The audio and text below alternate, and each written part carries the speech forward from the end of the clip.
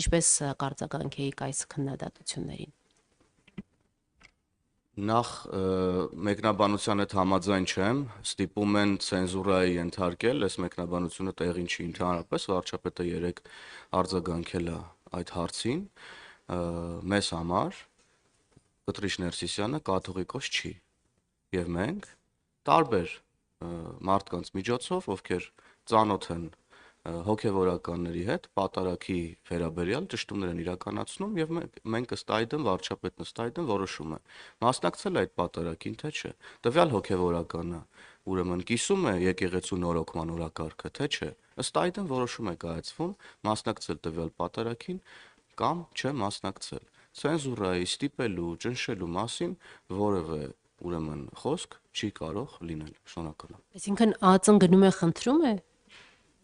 Նախ ԱԱԾ-ն ոչ միտեղ չի գնում, երեք ես կրկնում եմ վարչապետը մեկնաբանել է այդ հարցը, նշել է, որ տարբեր մարդիկ, ելնելով այդ մարդկանց կապերից, ծանոթությունից, հոգևորական դասի ներկայացուցիչների հետ, այդ թվում այդ մարդկանց շարքում կարող են լինել այո ԱԱԾ աշխատակիցներ։ Վարչապետը երեք մանրամասն դա մեկնաբանել է, դա որևէ աղերս չունի հոգևորականներին ճնշելու, դրանց խոսքը ցենզուրայի ենթարկելու հետ։ Կապ ունի բացառապես նրա հետ, տվյալ հոգևորականները կիսում են արդյոք եկեղեցու նորոգման օրակարգը։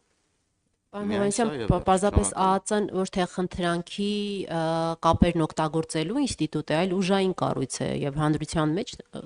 ընկալումը կա, որ ուժային կառույց է ԱԱԾ-ն եւ եթե ԱԱԾ-ն միտեղ գնում է, դա չի դիտվում որպես խնդրանք կամ ծանոթի միջոցով ինչ որ դիրքորոշման արտահայտում։ Խնդիրը ընկալումների մեջ է։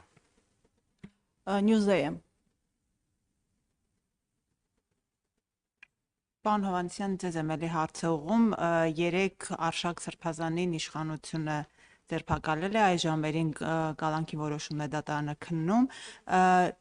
ձերբակալման հետագայում որ